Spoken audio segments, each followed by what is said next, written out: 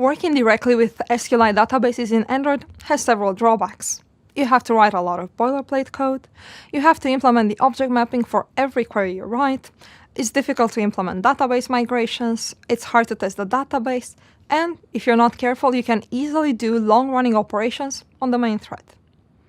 To solve these problems, we created Room, a persistence library that provides an abstraction layer over SQLite. Here's what you need to know to start using Room in your app. Let's say that you want to have a table of users, and you want every row of that table to be an instance of the users class.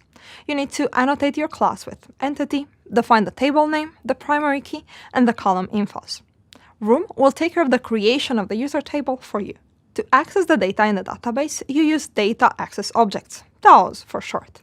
You need to create an interface, annotate it with DAO, where you declare all the methods needed to work with the database, and write the corresponding SQL statements. Room will take care of implementing these methods for you and running each of them in a single transaction. Room supports insert, update, delete, and query. The SQL statements are checked at compile time, meaning that if you write an invalid query, you'll find this out immediately. The class that puts together the entities and the DAOs is the Room database.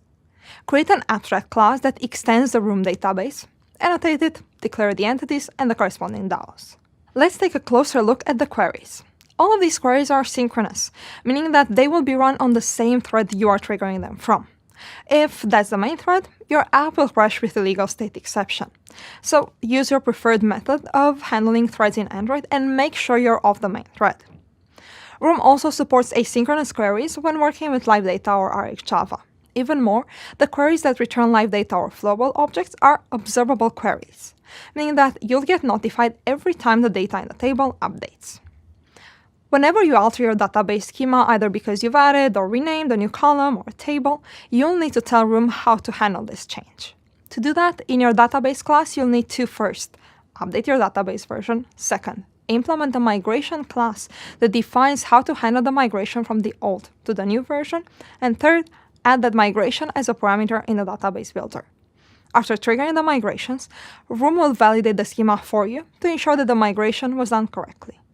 So we have our entities, DAOs, database, and migrations. How do we test them? To test the DAOs, you'll need to implement an Android JUnit test that creates an in-memory database. The in-memory database will hold the data only for as long as the process is alive, meaning that after every test, the database will be cleared. To test asynchronous queries, add the test rule Instant Task Executor rule to execute each task synchronously.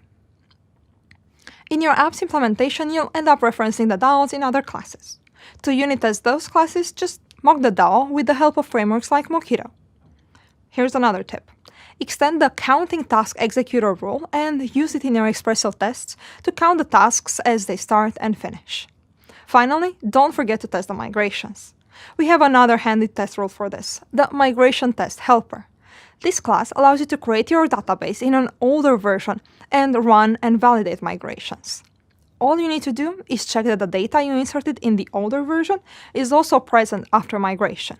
So, less boilerplate code, compile time checked queries, ease of implementing migrations, high degree of testability, and keeping database work away from the main thread.